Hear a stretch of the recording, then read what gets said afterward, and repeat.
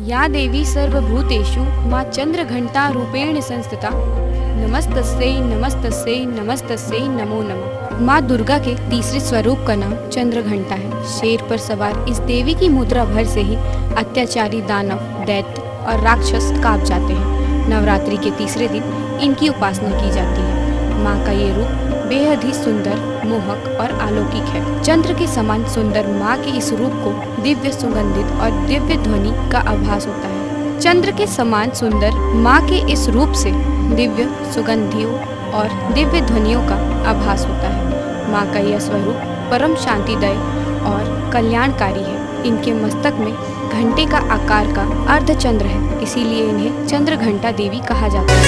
माँ चंद्रघंटा का मंदिर प्रयागराज, वाराणसी भिन्न भिन्न जगहों पर है। पौराणिक कथा के अनुसार जब दैत्यों का आतंक बढ़ने लगा तो माँ दुर्गा ने माँ चंद्रघंटा का अवतार लिया। पौराणिक कथा के अनुसार जब दैत्यों का आतंक बढ़ने लगा तो माँ दुर्गा ने माँ चंद्रघंटा का अवतार लिया।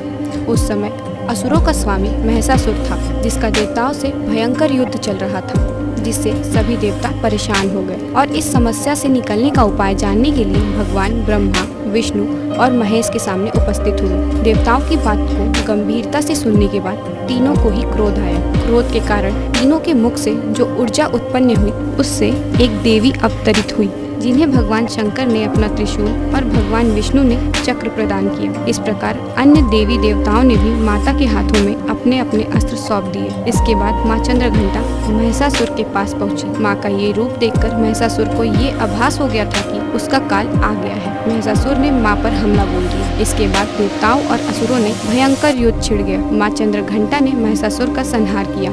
इस प्रकार माँ ने देवताओं की रक्षा की। इस देवी की आराधना से साधक में वीरता और निर्भयता के साथ ही सौम्यता और विनम्रता का विकास होता है। इसलिए हमें चाहिए कि मन, वचन और कर्म के साथ ही काया को विहित विधि विधान के अनुसार परिशुद्ध, पवित्र करके चंद्रघंटा के शरणागत होकर उनकी उपासना, आराधना करनी चाहिए। इससे सारे कष्टों से मुक्त होकर सहज ही परम पद के अधिकारी बन सकते हैं।